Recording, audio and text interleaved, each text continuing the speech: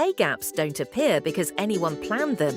They accumulate quietly through inconsistent starting salaries, biased raise decisions, and outdated job evaluations. By the time someone notices, you have a legal risk, a reputation problem, and a team that's lost trust in leadership. A pay equity audit fixes this systematically. Start by grouping employees into comparable role families. Run statistical analysis controlling for tenure, performance, and location. Identify unexplained gaps tied to gender, race, or other protected characteristics.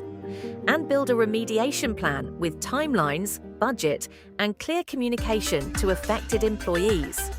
Transparent pay practices reduce voluntary turnover and remove a major hiring objection.